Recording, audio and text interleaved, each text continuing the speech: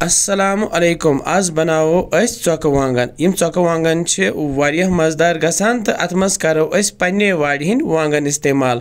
वमे छे जी यम Tchok Wangan यनो तो जरूर पसंद त तोह ते बनाइव गरे पक्यो करो शुरू Tchok Wangan बनावने बापत मे 1 किलो वांगन निमित यम छे ऐसे पन्ने वाड़ी हिंद वांगन त यम छे मे गनेत छलमित त वन करहो एसिम साफ तुलो ऐसे तालियत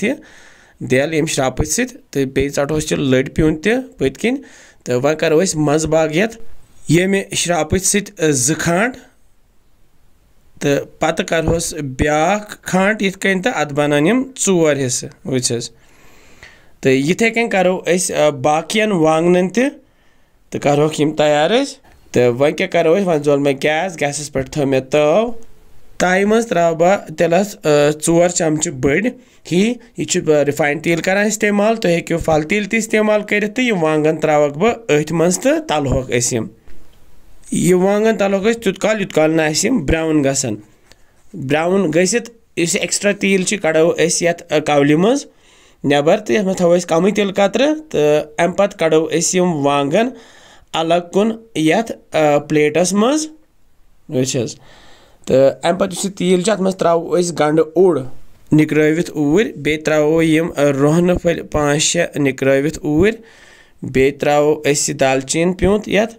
बे त्रावो यम सब्ज ٲलہٕ 3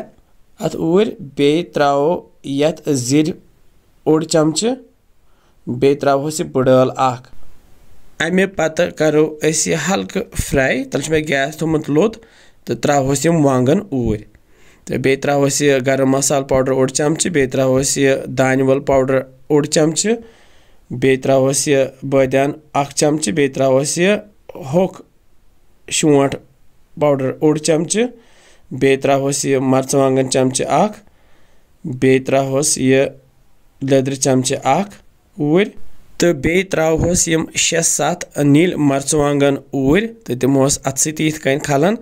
तो वन करो तैयार तमर हिंदी आब अम खतर मे गैस पे थोमुत पतल पतलस मज त्रो मे आब तो आबस मज त्रो मे 100 ग्राम तमर हिंदी तो अत अनो ग्रेक तो ग्रेक नावन यथ आबस मज तो गैस करो तल बंद तो वह आब तैयार तम पे दिमो अत सत मोट तो कड़ोन यह छान वन तल मे थोमस कवल मज रोज तमर हिंदी आब तो इस वन तमर हिंदी आब यह त्रावन यमन वांगन सच तो आब त्रवित क्या करो ये त्रो बे कम आब कतर ज्यादा आब त्रावन ये क्या तो आब त्रवित त्रो ये लास्टस पत नून चमच 1 ऊर तो दिमो वन ये चौंच सत खलन खलन तो अम पत क्या करो पे थो ढकन तल मे गैस थोमुत मीडियम फ्लेम पे तो करहन वन तैयार युत काल आब श्रपियत आब श्रप्यो तो वस तो वांगन गई तैयार ज्यादा इन ब्रिस करें क्या तो सन Tchok Wangan तैयार अम पे मे प्लेटस मज बत निमुत तो बतस पे त्रा बह वांगन यह गोस दयम वांगन तो बे त्रावस मर्चवांगन त बे त्रावस थोड़ा सा रस कतर ते माशाअल्लाह वह कि Tchok Wangan बने करो वन टेस्ट कुछ गमित Tchok Wangan बिस्मिल्लाह वारिया मजेदार यम वांगन गमित चोख चोख वमेद यम Tchok Wangan आसनो तुम जरूर पसंद आमित इंशाअल्लाह समखो बे नया रेसिपी तुत कल थो पन ख्याल